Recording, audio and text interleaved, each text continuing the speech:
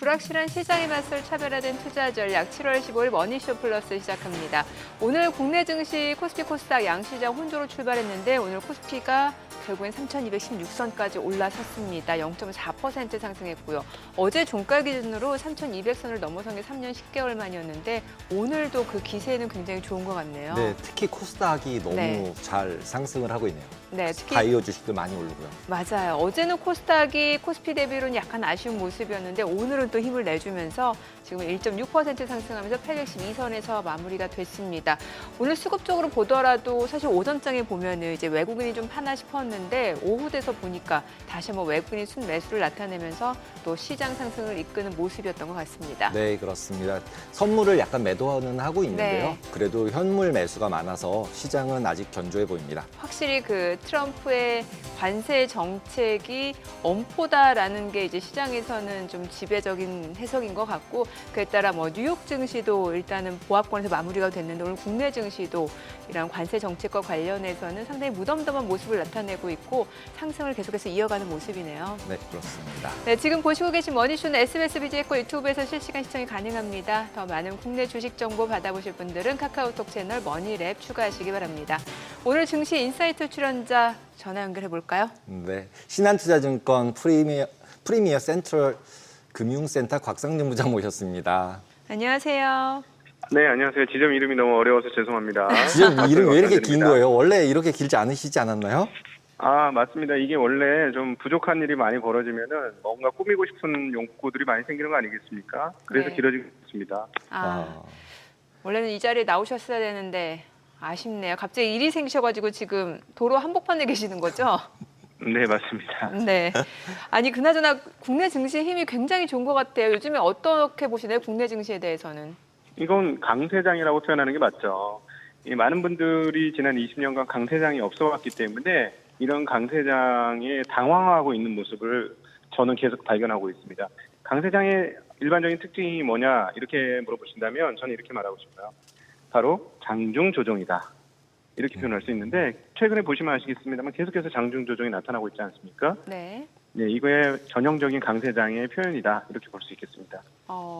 뭐 말씀 주신 대로 장중 조정하니까 사실 최근에 보면은 좀 시장이 이제 좀 조정 보이는 거 아닌가라는 불안감이 있을 때쯤이면 어김없이 또 오히려 상승으로 돌아서더라고요. 네, 매번 다들 생각하는 게 조금만 빠지면 사야지, 조금만 빠지면 사야지 이러고 있는데 네. 지금 말씀하신 대로 장중 조정만 받고 다시 올라가니까 사지 못하고 이제 폼으로 점점 돌아가는 것 그러게요. 같습니다. 네, 이러다가 어떻게 되냐면 한번 크게 조정받을 때가 오긴 옵니다.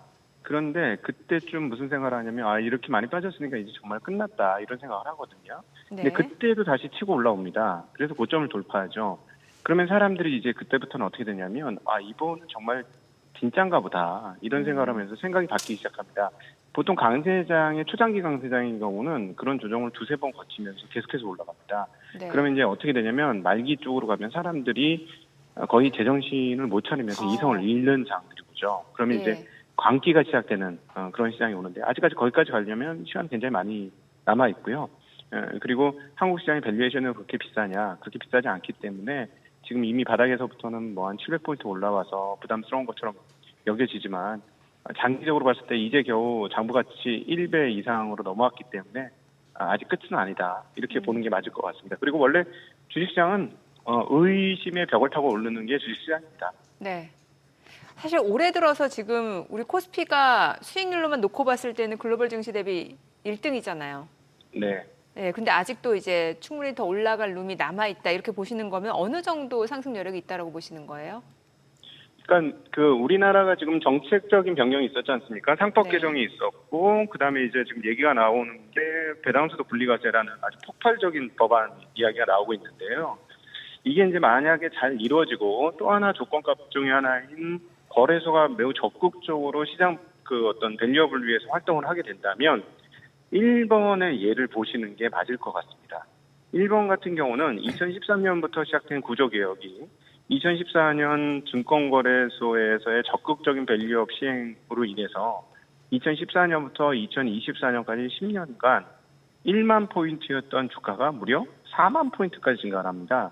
그리고 이 4만 포인트를 밸류에이션으로 따져보면 장부 가치의 2배이죠. 네. 그러니까 한국과 거의 비슷한 수준으로 낮은 장부 가치였던 게 그 강력한 밸류업 프로그램으로 2배의 정보 가치가 됩니다. 그럼 한국은 지금 얼마냐? 아까도 말씀드렸습니다만 1배를 소폭 상회하는 수준이에요.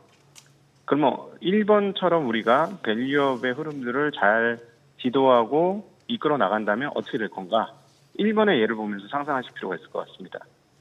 그런데 기본적으로 일본 같은 경우는 엔화를 약세로 굉장히 심하게 만들었잖아요. 그러면서 결국 이 엔화 약세를 수출주들이 수익을 많이 나게 만들어서 기본적으로 일본 증시를 상승을 시킨 것 같은데 우리나라는 그러면 네.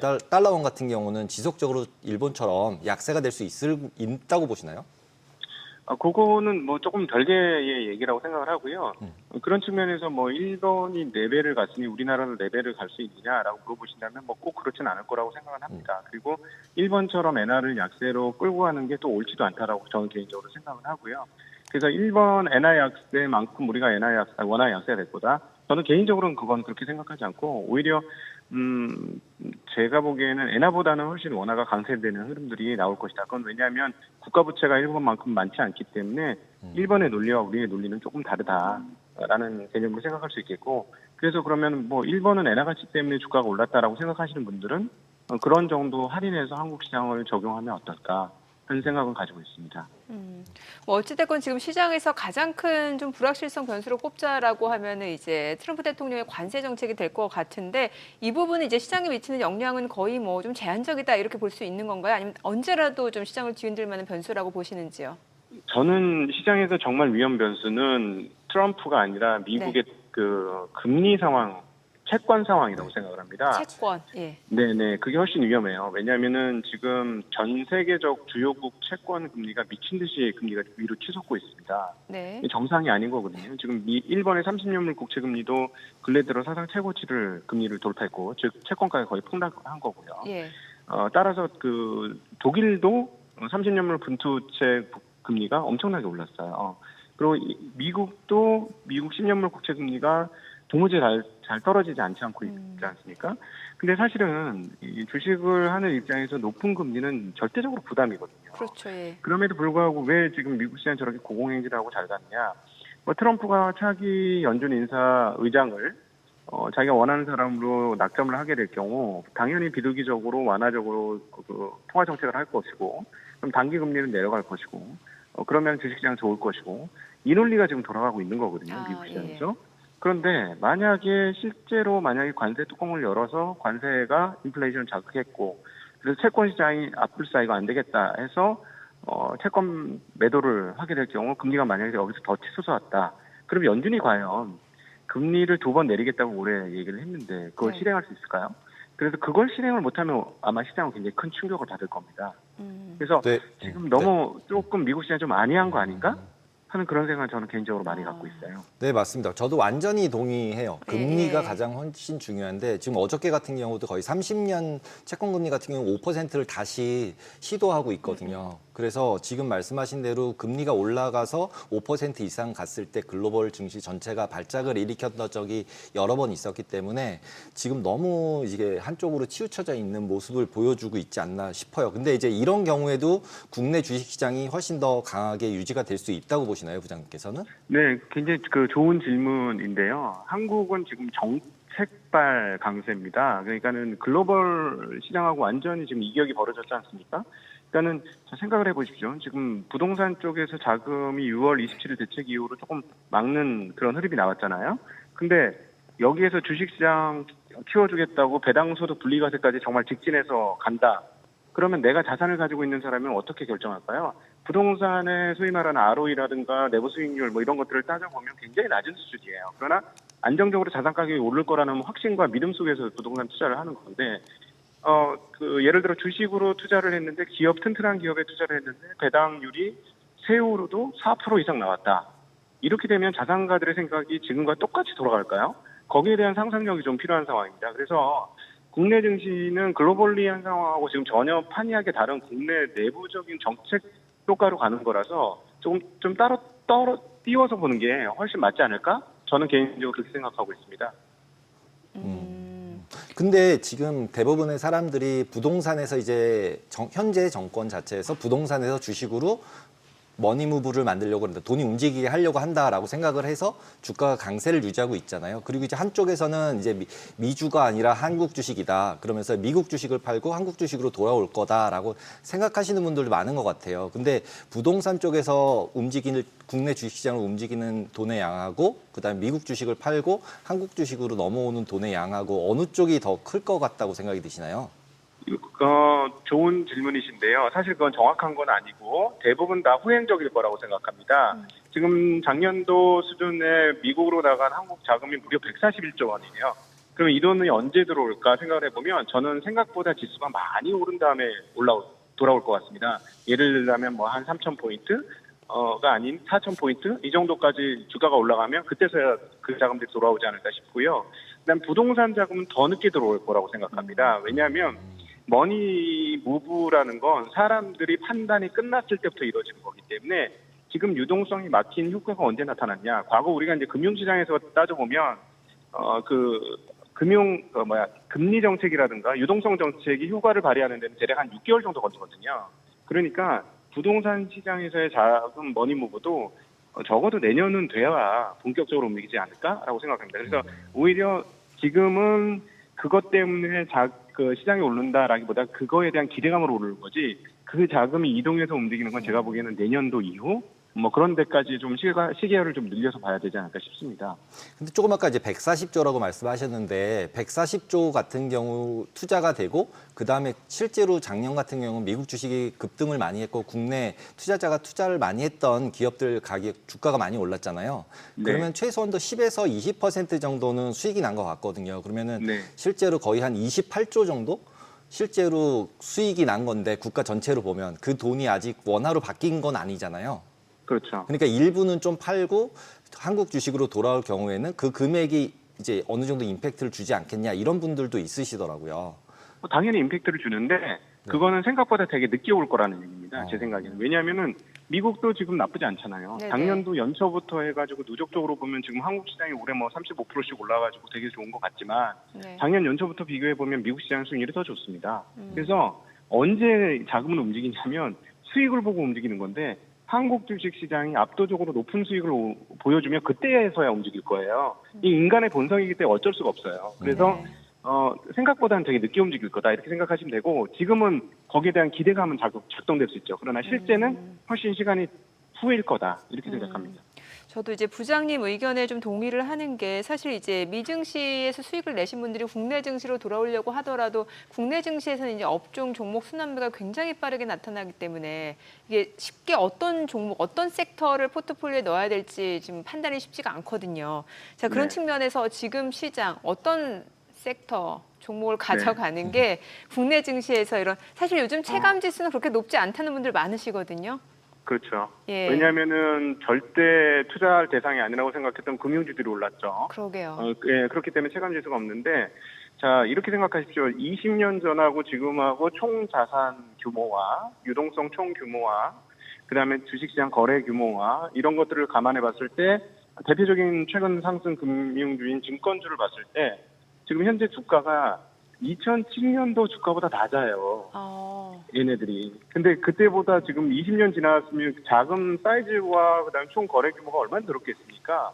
그러니까 엄청나게 많이 오른 것 같지만 저는 여전히 공간이 있다 이렇게 생각을 하고요. 네. 그다음에 이제 외국에 나갔던 사람들이 언제 돌아올 거냐? 삼성전자가 시세를 뽑아줘야 된다고 생각합니다. 예, 그거는 이제 조금 더 시차를 두고 이제 시작이 될 건데 최근에 반도체가 생각보다는 조금씩 나아지고 있기 때문에 이제부터는 삼성전자가 아무리 못해도 주가적으로는 그렇게 나쁘지 않을 거다라고 개인적으로 저는 생각하고 있어요. 네. 지난 주에 결국 12만 불을 비트코인이 넘었잖아요. 그러면서 기본적으로 어느 정도 이제 비트코인에 관심이 없으신 분들도 연락이 와서 지금이라도 사도 되는 거냐고 이제 여쭤보시더라고요. 그래서 부장님은 어떻게 보시나요? 지금 뭐 제가 요즘에 생각하는 거는 이게 전 세계적으로 통화 약세 전쟁이다라고 생각해요.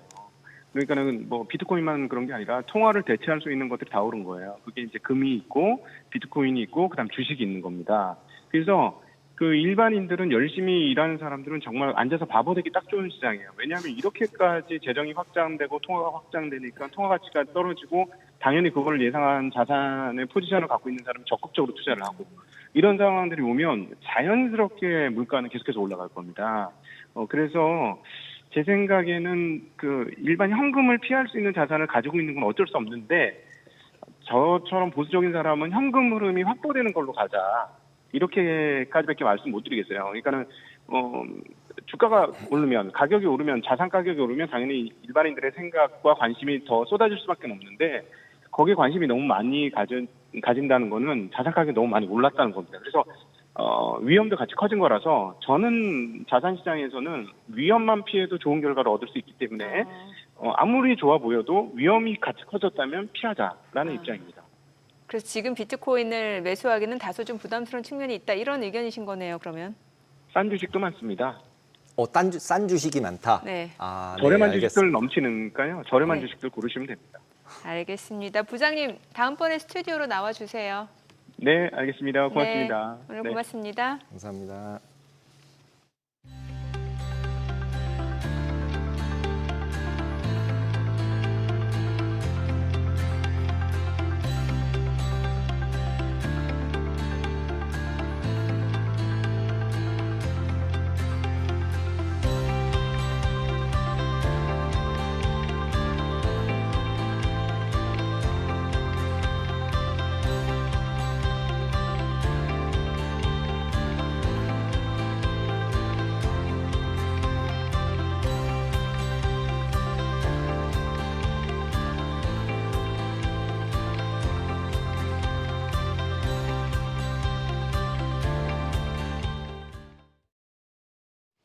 오늘장 특징주부터 뉴욕 증시 리포트까지 정리해 드립니다. 먼저 오늘 우리 증시에서 가장 주목받은 섹터 혹은 테마부터 정리해 볼 텐데요. 마크 저커버그 메타 CEO가 기가와트급 AI 데이터 센터 여러 개를 짓고 있다고 밝히면서 글로벌 전선 시장의 수요 확대에 대한 기대감이 높아지고 있습니다. 여기에 더해 국내에서는 정부가 추진 중인 에너지 고속도로 구축 사업이 본격화되면서 전선 업계를 둘러싼 기대 심리가 더욱 커지고 있는데요. 이 같은 추세에 오늘 전선 관련주들이 일제히 상승세를 보였습니다. 먼저 일진전기는 오늘 8%대 급등하면서 41,050원에 거래를 마쳤고요. HD 현대일렉트릭은 5.22% 오르면서 474만 4천원에 마감했습니다. LS일렉트릭도 오늘 5%대 강세, 산일전기와 가온전선도 각각 5%, 3%대 강세 시현하면서 관련주들이 오름세로 거래를 마쳤습니다. 국내 바이오 업계가 면역 항암제 개발에 박차를 가하면서 관련주들이 시장에서 주목을 받고 있습니다. 먼저 오늘 가장 눈에 띄게 상승한 종목은 바이젠셀인데요. 바이젠셀은 표준 치료법이 없는 희소혈액암, NKT 세포 림프종 치료제의 임상 2상 결과를 오는 9월에 발표할 예정입니다. 오늘 주가는 상한가 기록하면서 3,800원에 거래를 마쳤습니다. ABL 바이오도 오늘 10%대 급등하면서 72,100원에 마감했고요. 앞타 바이오도 오늘 9%대 강세, 네오 이뮨텍과 이뮨온시아도 각각 4%대 강세 보이면서 관련주들이 오늘 일제히 상승하면서 마무리했습니다. 이어서 뉴욕 증시 종목에 대한 투자 의견 정리해 드리겠습니다. 오늘은 미국의 석유회사 엑슨모빌부터 미국 항공사인 델타항공, 중국의 음악 스트리밍 기업 텐센트 뮤직까지 세 가지 종목 살펴보겠습니다. 첫 번째 종목은 엑슨모빌입니다. 현재 주가는 113달러 선이고요. 목표 주가는 123달러 선으로 제시됐습니다. 2분기 예상 영업이익은 약 92억 6천만 달러로 전년 대비 14.7% 감소할 걸로 전망되는데 이것은 노후 유전 매각과 가동률 조정이 주된 원인입니다. 다만 정제 부문에서는 긍정적인 변화가 감지됩니다. 원유와 정유 제품의 가격 차이를 나타내면서 정유사의 수익성을 보여주는 3일 크랙 스프레드가 7월에는 배럴당 23달러 선으로 올라섰습니다. 올해 초보다 2배 가까이 늘어난 수치로 쉽게 말해 정제 마진이 좋아졌다는 뜻입니다. EPS 기준으로 올해 예상이익은 주당 6달러 60센트로 2024년보다 낮지만 2026년에는 다시 7달러 70센트로 회복할 걸로 기대되고 있습니다. 또 안정적인 재무 구조와 연간 4달러 수준의 배당이 예상돼 배당 성향 63% 수준의 주주 환원이 지속될 전망입니다. 두 번째 종목은 미국 항공사인 델타항공입니다. 현재 주가는 58달러 선이고요. 목표 주가는 65달러로 제시됐습니다. 2분기 매출은 155억 달러, 영업이익은 20억 달러로 모두 컨센서스를 상회했습니다. 일반석 수요는 줄었지만 프리미엄 수요는 5% 증가하면서 여객 부문 전체는 전년과 비슷한 수준을 유지했습니다. 여기에 유가 하락 덕분에 연료비도 13% 줄면서 비용 부담도 최소화됐습니다. 국내선 매출은 0.9% 하락으로 선방했고 대한항공과의 조인트 벤처가 있는 태평양 노선은 10%를 넘는 성장률을 이어갔습니다. 특히 눈에 띄는 건 실적 가시성이 높아지면서 주주 환원도 강화됐다는 점인데요. 3분기 EPS 가이던스는 컨센서스를 상회했고 분기 배당도 25% 인상해 연간 배당 수익률은 1.5% 수준이 예상됩니다. 세 번째 종목은 텐센트 뮤직입니다. 간밤 주가가 4% 넘게 뛰면서 20달러 67센트에 마감했고 이에 따라 목표 주가를 뛰어넘었습니다. 1분기 기준 월간 활성 이용자 수는 5억 6천만 명, 유료 가입자는 1억 2천만 명에 달합니다. 특히 고음질과 공연 사전 구매 같은 특별 혜택을 제공하는 SVIP 요금제를 확대해서 1인당 평균 매출 상승을 도모하고 있는데요. SVIP 회원은 현재 1,000만 명으로 전체 유료 가입자의 8%를 차지합니다. 여기에 더해 지난 6월에는 중국 1위 팟캐스트 기업 히말라야를 24억 달러에 인수하면서 SVIP 콘텐츠 경쟁력을 한층 강화했습니다. 수익성 개선과 함께 주가는 연초 이후 84% 급등했고 현재 주가는 올해 예상 PER 기준 24배 수준으로 중국 플랫폼 업계 평균과 유사한 수준입니다. 오늘은 이렇게 세 가지 종목에 대한 국내 증권사들의 분석 살펴봤습니다. 오늘 밤 뉴욕 증시 투자 전략 세우는데 참고해 보시기 바랍니다. 지금까지 종목 리포트였습니다.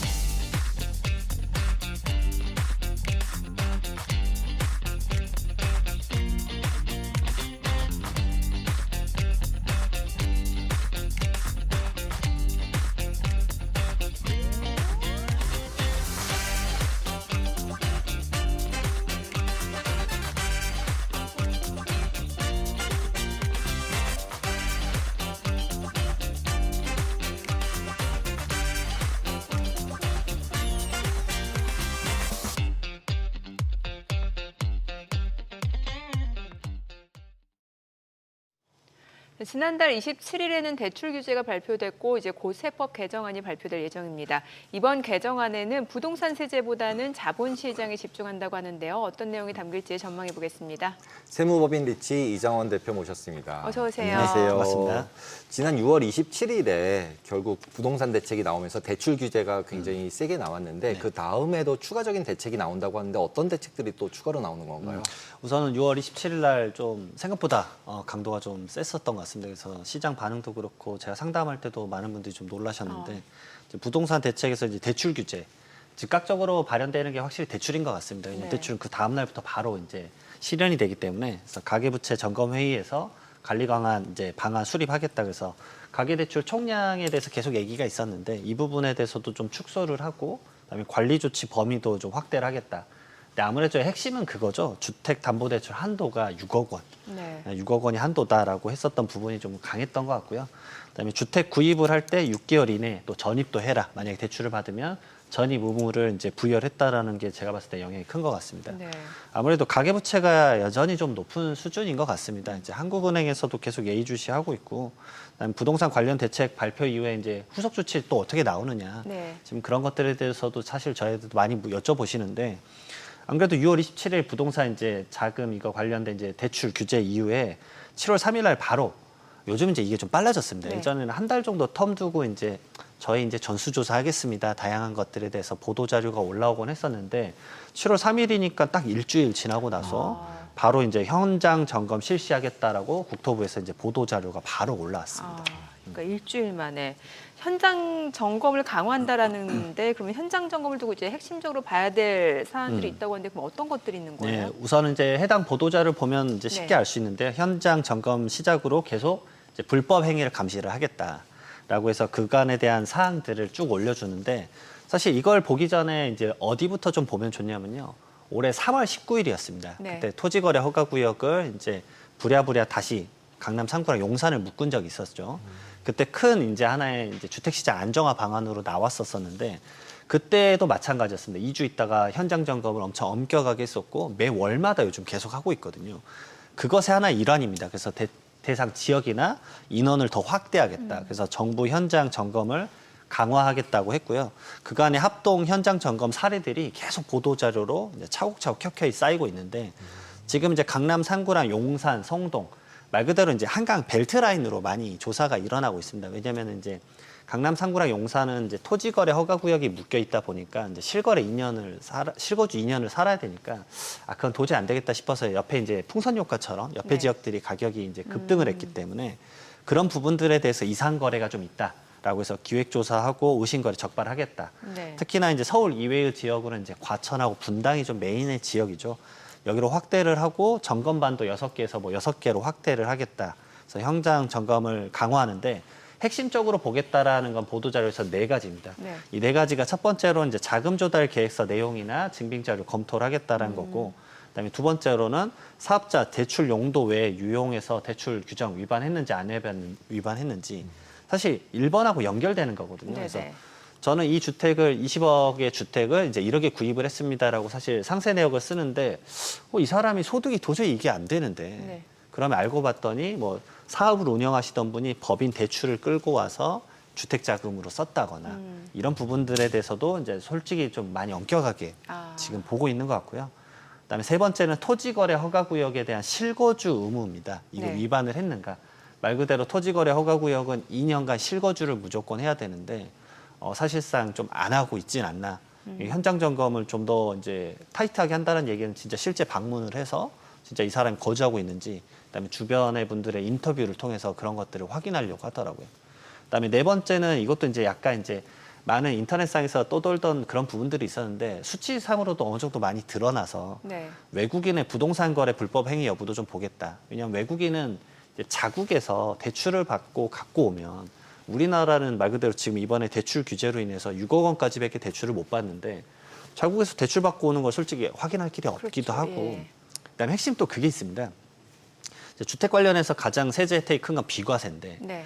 외국인 두 분이 이제 알고 봤더니 부부지만 각각 주택을 어떤 식으로 갖고 있는지랑 부부 형태를 확인할 수 없다고 하면 각각 비과세를 이제 여유롭게 받아버릴 수 있기 때문에 그런 부분에 대해서도 불법 행위를 좀 자세하게 보겠다. 네. 특히나 외국인의 토지거래 허가구역의 실거주 의무는 파악하기 어려울 때가 많습니다. 그러게요. 그냥 그분들은 이제 구입을 하고 사실 이제 출국을 해버리면 나는 거기 주소 있고 거기 사는데 잠깐 네. 자국으로 왔다라고 해버리면 이제 네. 붕 떠버리는 상황이 발생하니까. 그럼 그 집 비어 있나요? 일반적으로는? 일반적으로는 그래서 이제 뭐 응대를 안 하는 식으로 하는 것 같아요. 이제 누구 띵동하거나 이래도 이제 뭐 안에 이제 임차인이 있더라도. 예, 임차인이 뭐 물론 이제 없는 시간에 왔을 수도 있겠지만 예.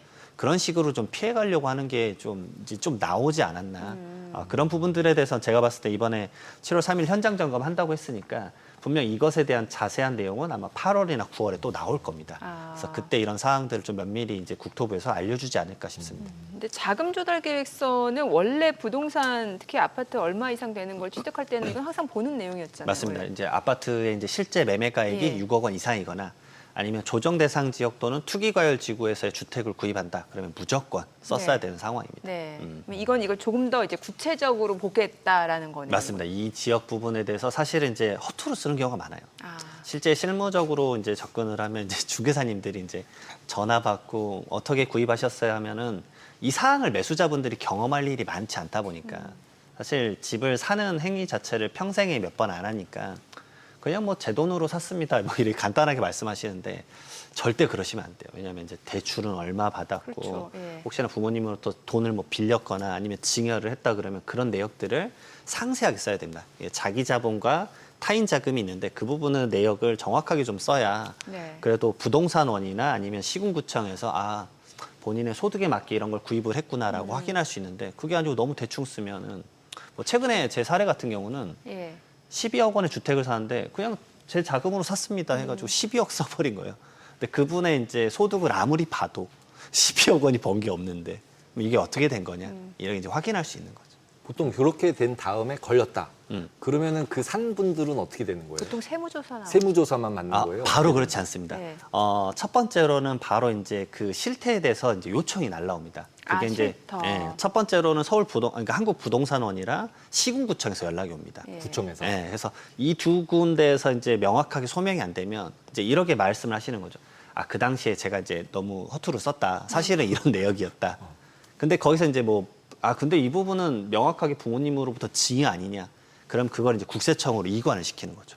그래서 그다음. 이제 그 당시 그렇게 된 그 다음에 거죠. 이제 세무조사가 일어나는 거고. 근데 자기 자금이 명확했다 그러면 그럼 다음부터 좀 잘 쓰시죠 하고 이제 마무리되는 거고. 근데 그런 아까 사례들을 제가 이제 쭉 한번 조금 아까 말씀드린 이제 법인 같은 경우에서 막 빼오거나 이런 거가 나오면 그 법인이 세무조사 받고 막 이러는 거예요. 그러면? 네, 맞습니다. 그게 이제 제가 방금 좀 준비를 해봤는데 네. 사례 4가지를 네. 한번 들면서 말씀 한번 드려보도록 네. 하겠습니다. 첫 번째 사례가 네, 첫 번째 사례가 이제 45억 원의 이제 주택 아파트를 이제 매수를 하신 거죠. 아무래도 이제 고가죠. 네.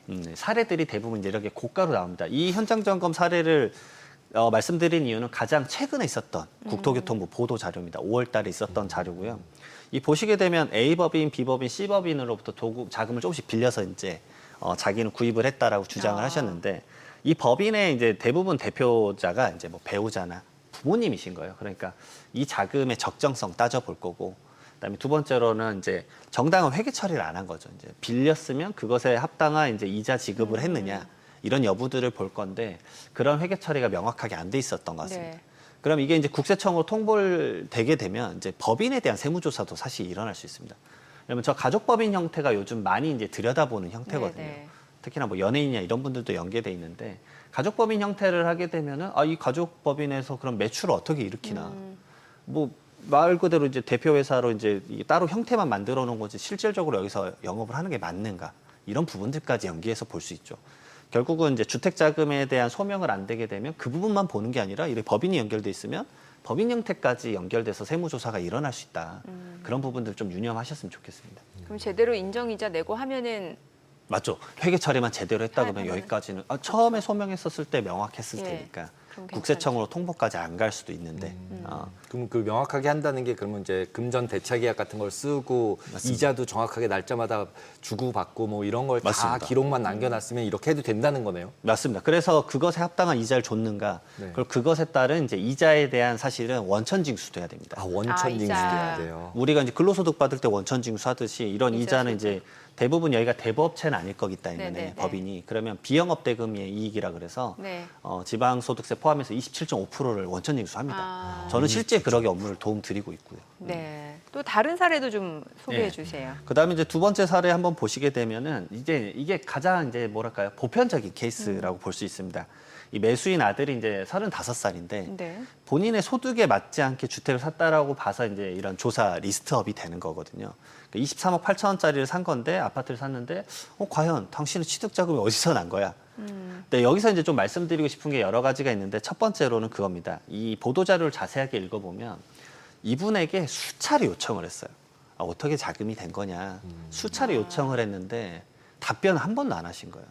그러니까 이제 이건 그럼 자기가 오히려 소명을 안 했으니까 기회를 줬는데 그러니까 명확하게 이제 뭔가 있구나라고 생각해서 국세청으로 바로 통보가 갑니다. 근데 제가 말씀드리고자 하는 부분은 여기 보시게 되면 모친으로부터 13억 차용을 했다 이런 건 뒤늦게 좀 밝혀진 것 같기는 한데 본인이 명확하게 그런 부분들을 알려서 국세청으로 통보되는 거를 미리 좀 이제 거기까지 안 갔으면 좋지 않았을까. 네. 라는 생각이 들고 자금 조달 증빙 소명 자료 자체를 이제 너무 미제출했는 거는 이런 큰 아파트를 구입하는 데 있어서 아예 준비가 안 된 네. 상태라고 볼 수 있습니다. 그러니까 이런 거는 별거 있겠어? 라고 생각하시는 분들 아직도 많으세요. 그 조사해봤자 얼마나 하겠어 이러시는데 막상 이게 닥쳐보면 그러게 이제 생각보다 이제 쉽지 않고 정신적 고갈이 크고 그렇죠. 그다음에 두 번째로는 모친으로부터 이렇게 빌렸다라고 한다면 차용증을 썼으면 어땠을까라는 생각이 드는 거예요. 이 정도의 큰 금액을 빌리는데 과연 차용증을 정말 안 쓰고 빌려줄 것이냐. 그리고 가장 차용증에 대해서 적정성을 좀 말씀을 드려보면 첫 번째는 과연 이 빌려간 사람이 그걸 갚을 만한 변제 능력이 있는가를 가장 먼저 봅니다. 네. 이분이 그러게 이제 월급이 높지 않은데 13억을 빌려간다? 법에서 정하는 이자는 4.6%이기 때문에 네. 1년에만 이자만 해도 5천만 원이 넘는데 네. 연봉이 5천이 안 되면 이걸 과연 빌려간 거라고 볼 수 있을 것인가? 그러니까 빌려갔다라면 사실 그것에 따라서 제대로만 했으면 됐는데 이제 괜히 일을 키우는 케이스 같다 말씀을 드리고 싶습니다. 네. 자, 그리고 세 번째 사례도 네. 알려주세요. 이게 이제 이번 대책이 나오고 나서 많이 발생할 것 같은 케이스여서 제가 한번 넣어봤는데 대출이 이제 6억 원까지밖에 안 되니까 이제 이렇게 하는 겁니다. 매도자가 이제 모친인 거죠. 모친이 본인의 부동산을 팔면서 내가 여기서 전세로 다시 살게. 그래서 전세 자체를 높게 잡는 거예요. 네. 그러니까 매도 자금의 일부를 전세로 준다라는 상황을 이제 가정을 해서 진행을 한 건데 첫 번째로는 이 매매 가격과 그다음에 전세 가격이 과연 적절한가? 왜냐하면 특수관계인 간의 거래니까 너무 낮게 잡진 않았나 이런 부분들을 꼭 조사를 할 겁니다. 네. 그래서 이런 부분들의 적정성을 꼭 한번 따져보시고 진행하시고 실제 차액인 뭐 5억 정도도 실제 지급했는가 이런 부분도 보셨으면 좋겠고 그다음에 가액을 보시게 되면은 다른 예시보다는 낮은 가액이잖아요. 네. 13억 8천만 원 정도의 아파트도 충분히 이렇게 조사할 수 있다. 망이 상당히 촘촘해졌다라는 것도 말씀을 좀 드리고 싶습니다. 이게 얼마 정도까지 좀 안전하다고 보면 되는 건가요? 사실 그 가액이 없는데 제가 거의 2017년 파리 대책부터 거의 모든 보도자를 봤었는데 최근에 작년까지만 해도 30억 이하는 거의 안 나왔었어요. 보도자료에는. 근데 최근에 15억, 13억 8천 이런 보도자료를 보면서 점점 더 이게 많은 케이스를 조사하고 있구나라는 걸 전 명확하게 좀 깨닫고 있습니다. 제 주변에도 좀 그런 사례들이 많은 게 실제로 뭐 아파트를 취득할 때 이제 그 부모님한테 현금 증여를 받아서 증여세도 납부하고 신고하고 주택담보대출도 받았는데 그리고 자금 조달 계획서도 썼는데 세무조사를 받는 경우들도 있더라고요. 맞아요. 사실 그 좀 더 말씀을 드리면 특수관계인 가족 간의 거래는 아무리 명확해도 100% 나옵니다. 세무조사가. 그냥 무조건 나온다고 보시면 돼요. 네. 그래서 저는 이제 처음부터 나올 걸 가정하고 모든 것들에 대해서 안전하게 하시라고 말씀드리고 세무조사가 나올 걸 가정하고 네. 특수관계인 간의 어떤 거래. 소명은 100%라고 볼 수 네. 있습니다. 지금까지 경험상으로는. 그러네요. 그러면 거의 100% 나옵니다. 마지막 사례도 같이 한번 네. 해주시죠. 마지막 사례가 이제 이번에 이제 대출 규제에 가장 좀 강하게 멘트를 준 부분인데 네. 결국 이제 대출이 한도가 6억 원까지밖에 안 되니까 다른 대출을 갖고 올려오는 거죠. 말 그대로 주택 관련된 대출이 아니라 비주택 관련된 대출을 끌고 와서 말 그대로 이분도 이제 매수인 보시게 되면 기업 운전 자금 대출로 14억 원을 무려 끌고 온 거죠. 그래서 43억 5천의 아파트를 구입을 한 건데 첫 번째로는 이분이 이제 그 어떤 사업을 하느냐에 따라서 기존에 대출이 없다가 갑자기 14억이랑 큰 돈을 대출을 왜 받지? 라는 퀘스천이 분명 생길 수 있어요. 그렇죠. 대부분은 사업을 그래 갑자기 확장하시나? 이런 목적이 생길 수 있거든요. 근데 이분이 뭐 만약에 이제 이 정도의 대출을 받았다라고 한다면 분명 이렇게 말했을 가능성이 높습니다. 뭐 공장을 확장한다.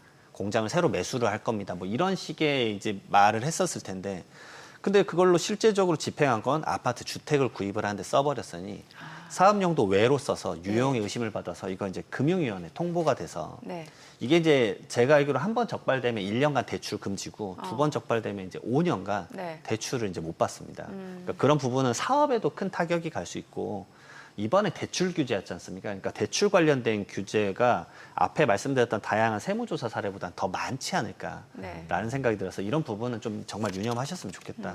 근데 이 마지막 사례의 매수인 같은 경우 이 아파트를 실제로 그 회사 직원들이 쓰거나 기숙사로. 그런 식으로 쓴다고 하면 이건 사업 용도로도 인정받을 수 있는 거 아니에요? 사실 근데 좀 쉽지 않을 것 같긴 합니다. 왜냐하면 이제 이게 제가 규제 지역 내 아파트가 아니라 주택이었으면 이게 진짜 기숙사처럼 다가구 주택이었으면. 주택을 사서 하는데 아파트면 아니면 임원. 그럴 수도 있겠습니다. 임원. 임원이면 어쨌건 이렇게 그렇죠. 월급 주는 직장, 그러니까는 맞죠. 임원. 쉽지 않게 모실 수 있는 사람이 아니면 이제 이런 대우를 이런 해줄 거는- 수도 있으니까 그런 케이스면은 어느 정도 이제 형태가 맞았을 땐 가능할 수 있겠지만 그 가액 자체가 너무 고가다고 생각이 되면은 법인 회계 처리상으로도 의심을 받을 수밖에 없어요. 왜냐면 그 보통 엔터테인먼트에서 그 연예인들 저기 유명한데 다 월세로 주잖아요. 아시잖아요. 이거 분명 그 회사에서는 그 사업 용도는 맞는 거잖아요. 사업 용도라고 이제 주장을 해서 이제 하겠지만 제가 봤을 때 이거는 이제 상당히 이제 고가이지 않을까. 그 첫 번째로 제가 봤을 때 이런 케이스가 된 거는 이게 이분이 하고 있는 사업 목적과 관련성이 아마 저조하지 않았을까라고 해서 이제 보고 있습니다. 알겠습니다. 그러면 대체적으로는 이렇게 이제는 금액이 좀 고가의 아파트를 사려면 확실하게 자기가 뭔가 돈을 벌은 증빙을 할 수 있어야 살 수 있는 거네요. 네, 번 가액의 명시가 명확하고 그다음에 이제 대출도 어차피 한도가 있고 다른 외의 대출을 끌고 온다건 위험할 거고 이제는 6억밖에 안 된다고 이제 네. 확정을 했으니까 예를 들어서 맞습니다. 30억짜리 산다 그러면 24억에 대한 자금 추적을 다 있어야 되고 그러면 그게 이제 예를 들어 30대다 그러면 30대임에도 불구하고 그 이상의 자금 그러니까 세금을 냈어야 되는 거잖아요. 소득세를 증빙할 수 있어야지 맞습니다. 이제 안 걸리고 살 수 있다는 거네요. 맞습니다. 아니면 가족으로부터 빌렸다라고 한다면 나의 경제적 능력에 맞게 빌렸는가? 그러면 LTV랑 비슷하잖아요. 맞습니다. LTV랑 비슷하면 결국 이제 자기가 얼마 버냐에 맞춰서 가족 간에도 빌리란 얘기인데 그게 되면 은행에서 빌리지 않을까요? 그렇죠, 그렇죠. 어. 결국은 이제 자금 운용이 이제 대출 한도가 걸리니까 가족 간의 이제 차용이 더 늘어날 것 같다는 저는 생각이 들 수밖에 없더라고요. 그러니까요. 예, 아니면 이제 결국 주택에 대한 이제 원래 목적이 이제 소비의 네. 목적이 이제 부동산 시장이 이제 너무 과열함을 좀 잠재우자는 목적이니까 그거 달성으로 이제 갈 것인가. 거래량 자체가 줄겠죠. 거래량 자체는 지금 압도적으로 줄었습니다. 예. 확실히 3.19 대책 터지고 나서 강남 3구랑 용산 같은 경우 95% 이상이 줄었기 때문에 네네. 거래량 자체가 이제 준 건 명확합니다. 거래량 줄면 가격이 내려가죠. 그거는 근데 확실히 알 수 확실하지 없다고. 않아요. 예. 큰 상관관계가 없는 것 같아요. 호가 자체가 내려가진 않고 거래량만 줄고 그렇죠. 그러니까 어제도 얘기했다시피 네. 이렇게 좀 기다렸다가 빵 터지는 그런 그렇습니다. 효과들이 있다고. 그 한 틱의 거래가 갑자기 이제 네. 폭이 너무 널뛰기가 돼버리니까 네. 그 한 틱의 거래가 올라간 게 과연 이게 시세의 반영이냐 아니면 이게 어떤 목적으로 이 주택을 샀길래 이래 고가로 샀을까 아니면 저가로 샀을까 그걸 예측하기 쉽지 않은 것 같습니다. 네, 네. 자, 지금 보면 이제 보통 7월 말에서 8월 초에 이제 세법 개정안이 발표가 되는데 지금 이제 새 정부 들어서 첫 발표가 될 것 같은데 이번에 보니까 이제 주식 관련 개정안이 추가되고 오히려 부동산 관련 세제는 빠질 가능성이 있다고 하는데 어떻게 예상하시나요?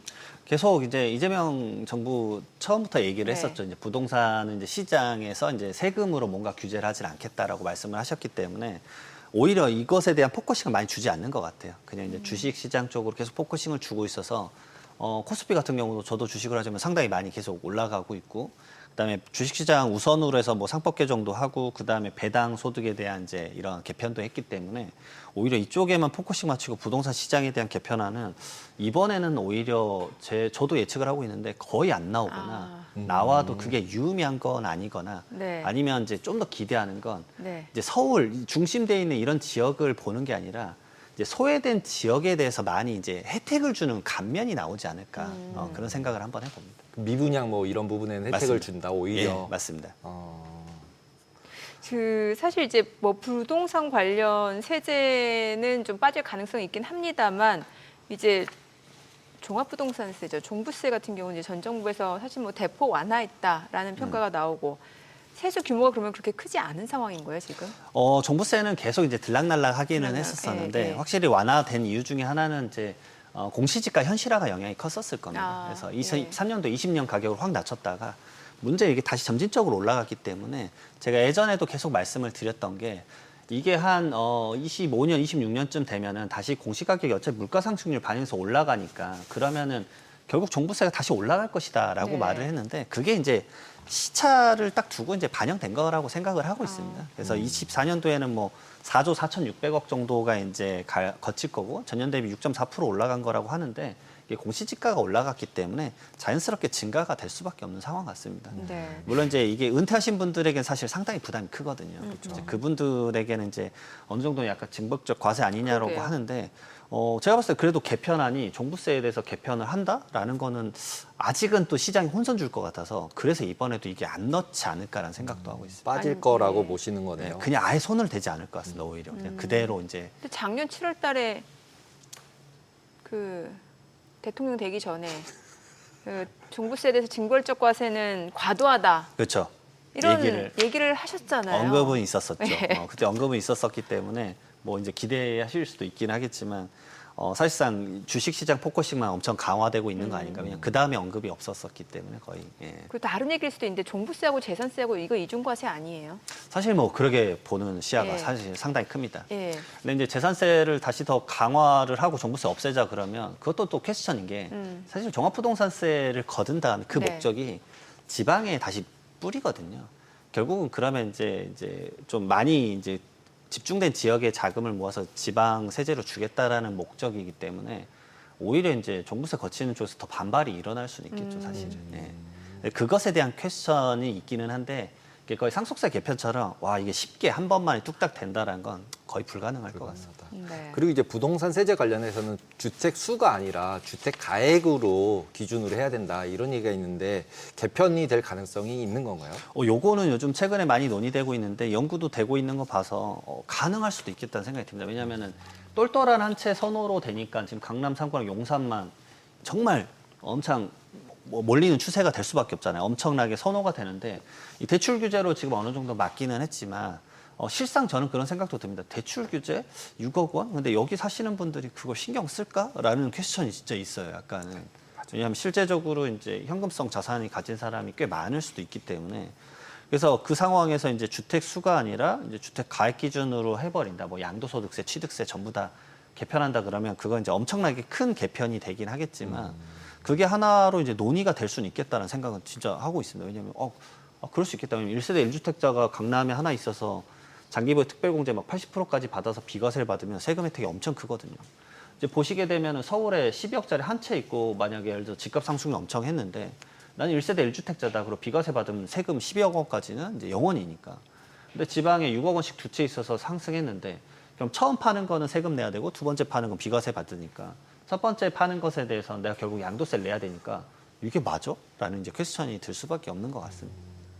근데 왜 그 흔히 말하는 강남 쪽에 보면은 원주민 분들 계시잖아요. 이게 재건축되면서 이게 자기의 의도와 상관없이 이제 시세가 올라간 케이스들이 많아요. 이제 그런 분들은 이제 뭐 대출 받아가지고 이게 내 집 진짜 하나 있는 경우들도 꽤 있잖아요. 이제 네네. 그러신 분들은 말 그대로 현금이 없으신데 맞아요. 이렇게 그럼. 개편이 되면 이것도 사실 논란이 있을 수밖에 없을 것 그렇죠. 같은데요. 결국 이제 형평성 문제나 예. 왜 이 시점이냐 뭐 이런 예. 문제는 당연히 발생할 수밖에 없을 거라고 비춰지기는 합니다. 왜냐하면 네. 특히나 강남 3구, 강남 쪽은 이제 엄청나게 많은 재건축이 최근에 그렇죠. 일어났었기 예. 때문에 특히나 지금 재건축 막 끝나가는 시점인 메이플자이 같은 경우도 갑자기 대출 규제 이렇게 돼버리니까 나 잔금 어떻게 치르지? 뭐 그러니까요. 이런 문의도 엄청 예. 많거든요. 예. 근데 그런 부분들에 대해서까지 이제 과연 납세자 행태를 최대한 왜곡하지 않으면서 어떻게 할 것인가에 대한 주제는 제가 봤을 때는 분명 이제 어느 시점을 좀 주지 않을까라는 생각은 듭니다.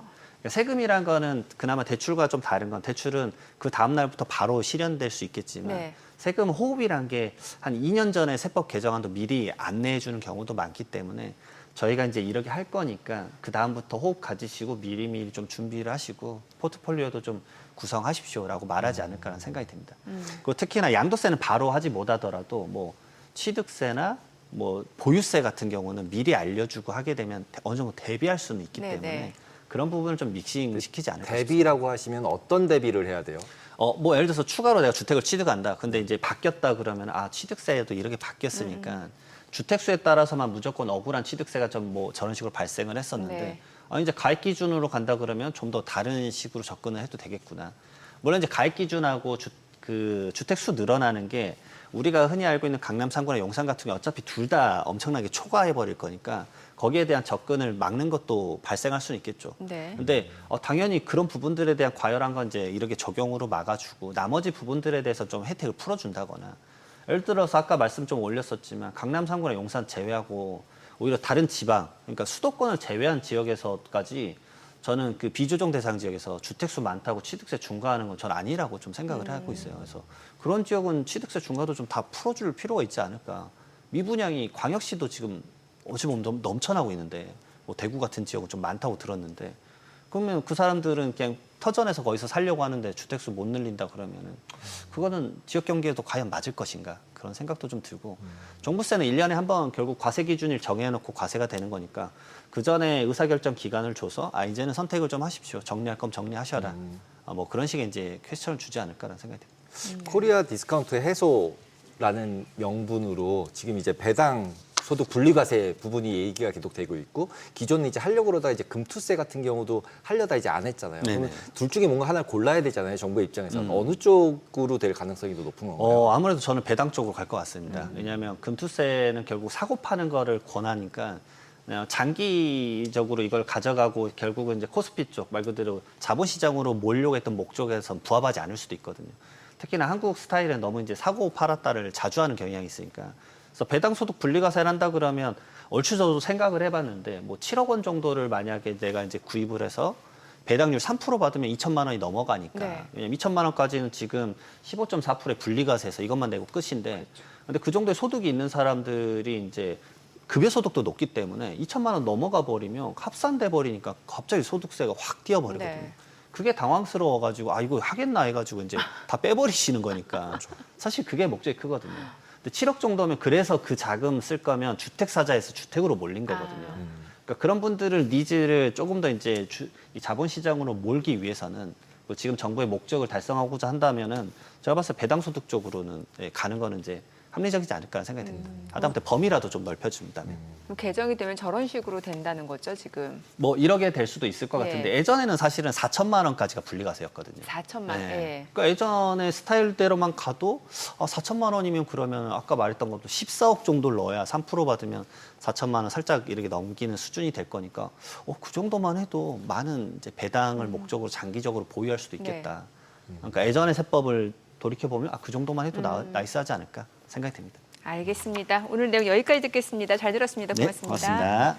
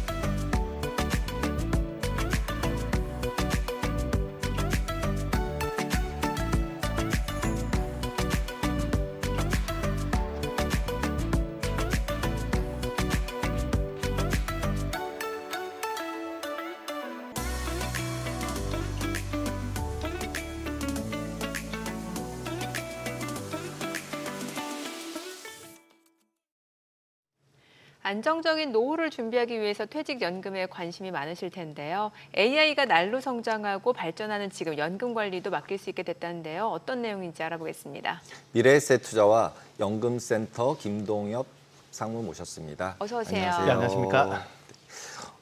최근에 이제 노후 대비, 은퇴 대비 이러고 하면서 퇴직연금 얘기가 계속 많이 나오고 있어요. 네. 근데 지난번에 저희가 다른 분 모셔서 연금 얘기를 할 때 DC, DB, 그다음에 뭐 IRP 이런 얘기 했는데 이렇게 댓글 다셨더라고요. 네.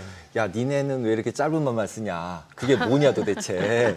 그래서 오늘 한번 그 종류랑 이런 것들을 한번 정리를 해주시면 감사하겠습니다. 간단하게 하면 퇴직금이라는 게 직장인의 중요한 노후 생활비 재원이잖아요. 네. 우리나라는 법으로 1년 이상 직장에서 근무하면 그 사람한테 퇴직금을 주라고 법으로 정해놓고 있어요. 근데 문제는 뭐에서 생기냐면 근로자가 퇴직하기 전에 회사에 재정적인 문제가 생기면 퇴직금을 못 받는 일이 생길 수도 있잖아요. 그 문제를 막으려면 회사 내부에 있는 퇴직금 재원을 회사 바깥에 있는 금융회사에 보관하는 제도가 퇴직연금 제도입니다. 그런데 회사 바깥에 돈을 맡겨놓으니 또 어떤 문제가 생기냐. 이건 누가 운용하지?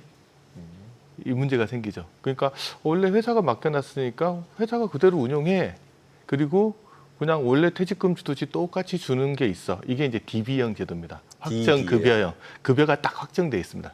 정해진 룰에 따라서 그대로 주기 때문에 근로자는 운용에 전혀 개입하지 않고요. 딱 좋은 점 하나는 회사 바깥에 보관하고 있으니까 회사에 문제가 생기더라도 받을 수 있는 수급권은 보장된다는 점에서 기존의 퇴직금 제도랑은 차이가 난다. 하지만 운용에는 관여하지 않는다. 하지만 뭐 기왕에 외부 금융회사에 맡겨놓은 거면 운용까지도 근로자가 직접 하면 좋지 않을까? 라고 할 수 있죠. 그래서 이제 DC형 제도는 근로자한테 퇴직 계좌를 하나 만들어줍니다.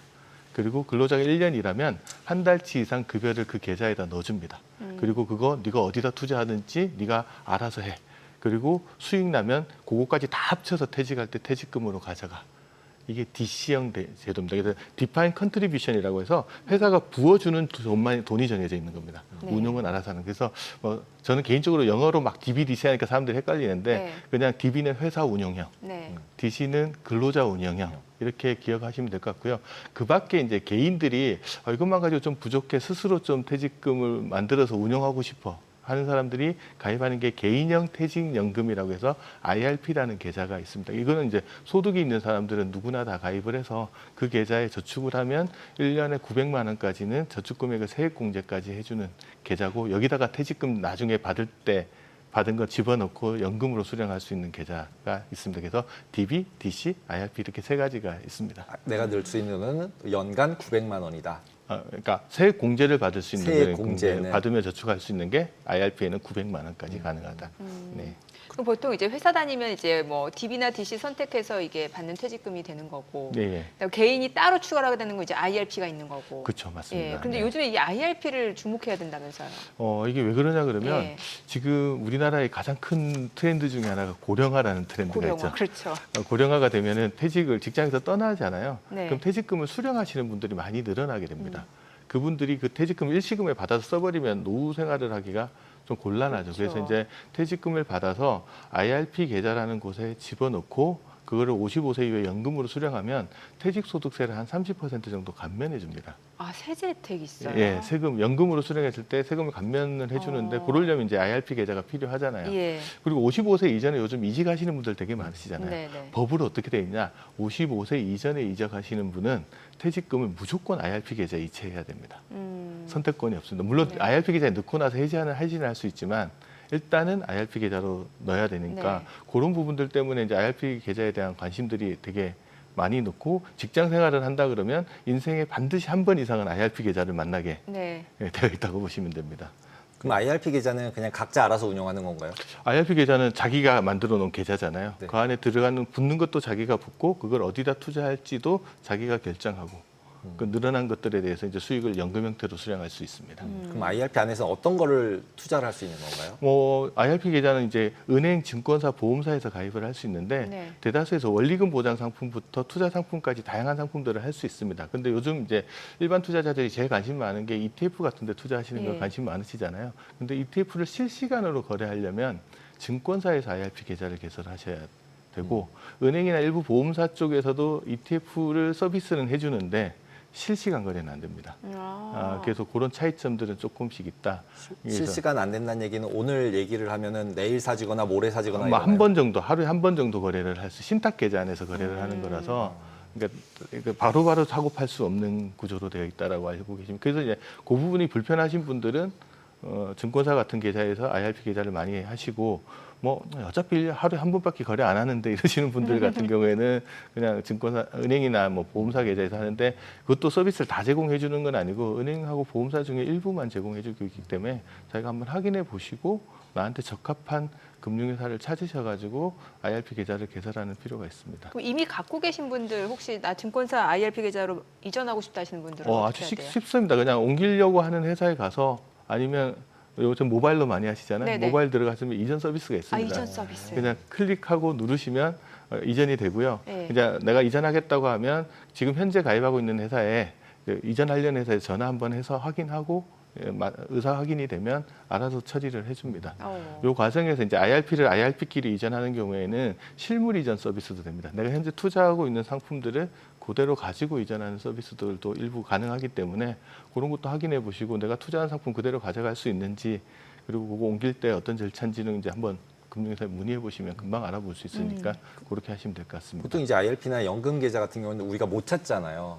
예. 못 찾으니까 뭔가 포트폴리오 관리 잘해야 될 것 같은데 예. 왜 이렇게 좀 위험한 것도 사지 못하게 하는 것 같고 이러더라고요. 뭐는 못 사게 하고 그다음에 막 현금 비중이 있어야 된다고 그러고 제가 마음대로 못하게 하던데 그 룰 좀 일단 한번 설명해 기본적인 주시죠. 룰은 이제 개별 주식 투자는 안 된다고 보시면 되고요. 그다음에 위험자산 투자 한도라는 게 정해져 있습니다. 네네. 그러니까 위험자산이 도대체 뭐냐 이렇게 이야기할 수 있는데 그냥 편하게 생각하시면 펀드들 중에서 주식 비중이 50% 넘어가는 것들.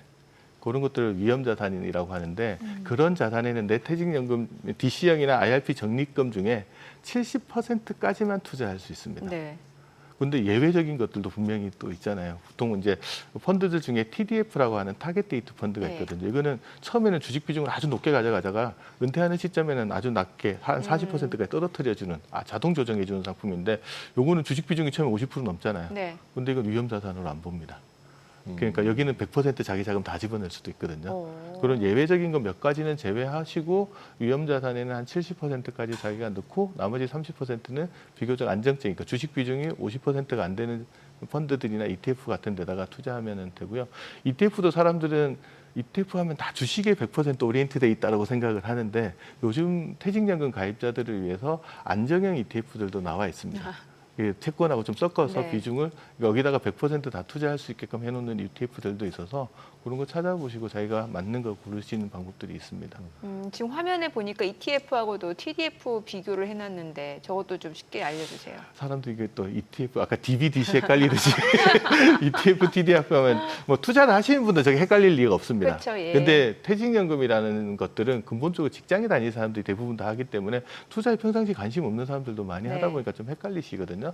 저 마지막에 F는 펀드입니다. 펀드. 네. 펀드의 약자라고 보시면 되는데 ETF는 주식시장에 상장되어 있어서 실물 주식처럼 언제든지 실시간으로 사고 팔 수 있는 펀드라고 보시면 됩니다. 그게 이제 ETF 요즘 관심 많고 많이 투자하시는 그래서 상장 지수 펀드라는 이름이 붙어 있고요. TDF는 타겟 데이트 펀드의 약자입니다. 이 타겟 데이트 그러니까 뭔가 데이트 날짜를 정했다는 소리잖아요. 그렇죠. 자기가 보통 은퇴하는 날짜를 딱 정합니다. 뭐 예를 들면 2045년에 은퇴하시는 분이면 펀드 이름 뒤에 2045 딱 써 있거든요. 그거 딱 고르시면 2045년 정도 됐을 때 주식 비중을 40% 이하로 맞춰줍니다. 그 이전에는 좀 높게 가져가다가 네네. 2045년이 다가올수록 슬슬 내려가가지고 알아서 자동으로 이 조정해 주는 것들을 펀드가 알아서 해주기 때문에 투자자가 별로 신경 쓸 일이 없는 걸 이제 TDF라고 합니다. 그 뒤에 붙는 숫자가 뭐 나이라는 것도 아, 있고 맞아요. 돈을 예. 주는 거라고 있고 되게 복잡하더라고요. 그냥 그리고 편하게 생각하시면 네. 내 은퇴하는 나이예요? 해를 해예요. 펀드는 다 각자 뭐 2040, 2045 이렇게 써 있거든요. 네. 내가 뭐 2045년 정도에 은퇴할 것 같으면 2045 붙어 있는 거를 고르시면 됩니다. 그러면 이제 지금부터 기간이 많이 남아 있을수록 주식 비중이 높다라고 보시면 공격적이고. 됩니다. 예. 그리고 그 시점에 주식 따라 비중을 높이고 싶다. 그러면 무조건 숫자가 큰 거를 고르면 주식 비중이 높은 늦게 거고. 늦게 지금 은퇴하겠다. 2045나 2050 정도를 고르시면 펀드 내 주식 비중이 한 80% 가까이 갈 겁니다. 80%까지. 예, 그 내외 정도 갈 겁니다. 물론 펀드마다 조금 차이가 나긴 하는데 그 정도 비중이라고 보시고 지금 아예 임박해 있는 뭐 2025 펀드다. 이런 것들은 한 주식 비중이 한 40% 언저리에서 약간 밑으로 내려갈 겁니다. 그래서 그거를 이제 알아서 조정해 주니까 그거 감안해 보시고 고르실 때 참조하시면 될 것 같습니다. 네. 최근에 이제 GPT, AI 이런 게 되게 유행이잖아요. 예. 그러면은 그리고 이제 예전에 자산 배분 펀드를 AI로 해준다 이런 거 광고가 너무 많이 나왔었는데 네.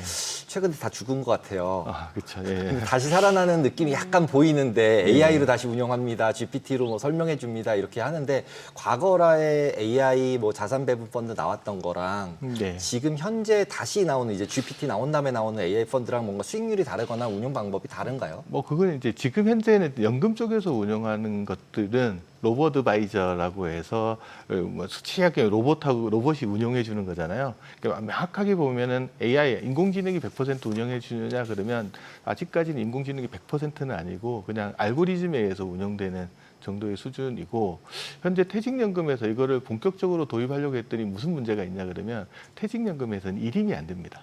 아, 이름이 안 돼. 매매까지 직접 다 해줘야 되는데 네. 이 문제가 있어서 도입을 못 하고 있다가 작년에 이제 이게 문제가 된다 그래서 규제 샌드박스에 집어넣어서 이 부분 좀 풀어주자라고 해서 이제 풀어주면서 퇴직연금에서 로보어드바이저 서비스를 받을 수 있는 길이 열려서 올 상반기부터 이제 나오기 시작하고 있다고 보시면 되고요. 네. 그러면 이제 다 풀어줬냐? 그것도 아닙니다. 지금 현재는 IRP 개인형 퇴직연금에서 아까 연간 900만 원까지 세액공제 받으면서 저축할 수 있다고 그랬잖아요. 네네. 한 해 900만 원까지 저축하는 금액에 대해서는 이제 로보어드바이저 서비스를 받으시면서 운용하는 것들이 지금 현재는 가능해져 있는 상황이다. 그리고 만약 올해 900만 원 못했으면 누적돼서 내년도에 합산돼서 그 범위는 좀 넓혀진다.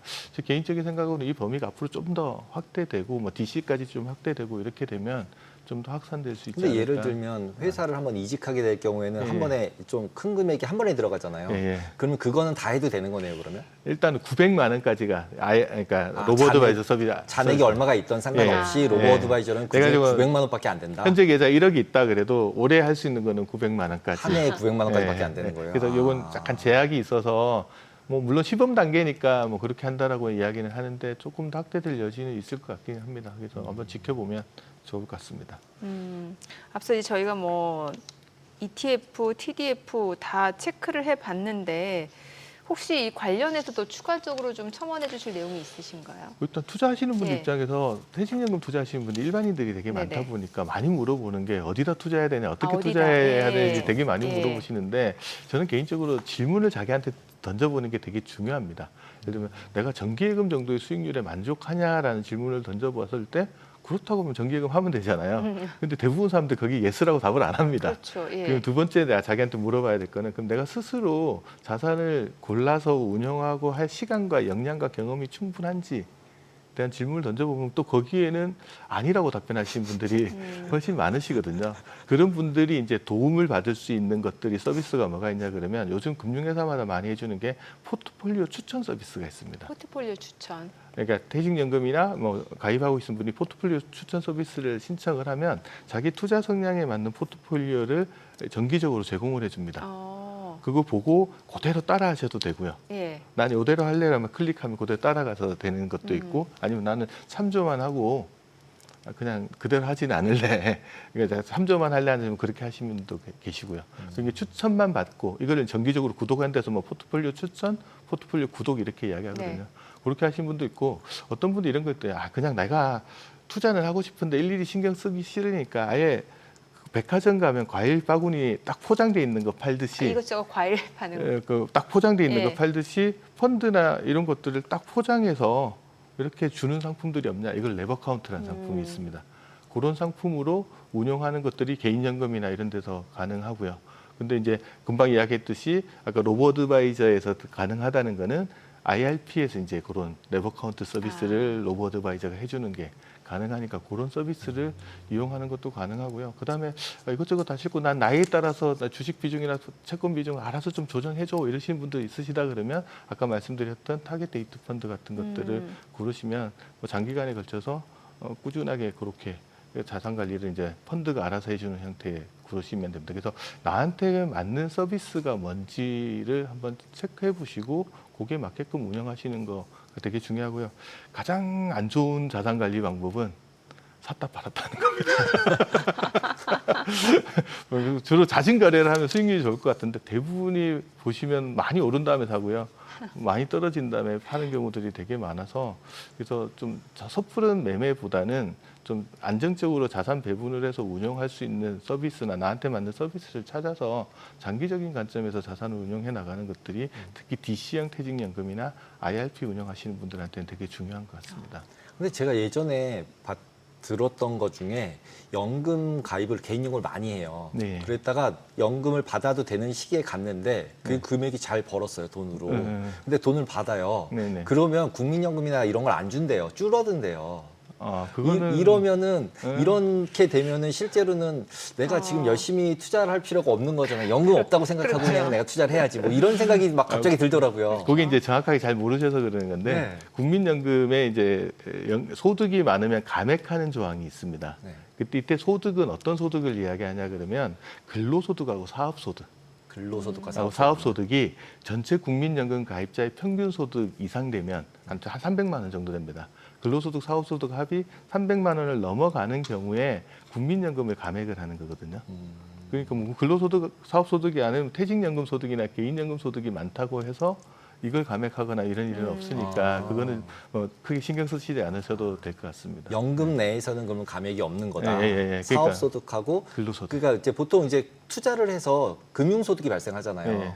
이제 나중에 은퇴했다고 쳤을 때 그랬을 때 그 금융소득이 많으면 연금 안 준다고 그러는데 그게 진짜인지 아닌지도 여쭤보고 싶었어요. 그건 아니고 그거보다 이제 많이 물어보시는 게 네. 연금 소득이 많으면 야, 그 건강보험료 더 내야 되는 거 아니냐라는 그렇죠. 질문들을 그것도 오히려 있고요. 더 많이 하시는데 그것도 이제 잘 기억하시면 국민연금과 같은 공적연금 소득에는 건강보험료를 현재 부과하거든요.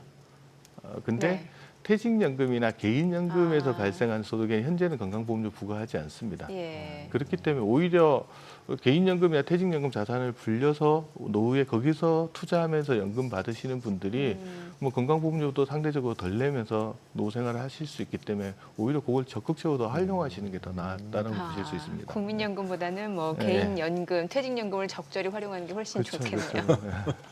아니 그리고 요즘 포럼에서 보니까 일과 연금을 함께하는 연금 겸업이 필요하다는 말씀을 하셨다면서요. 아, 예, 이 내용 좀 알려주세요. 그러니까 보통 이제 이 말 들어보셨는지 모르겠는데 월급은 끝났다, 연금은 멀었다, 화가 난다.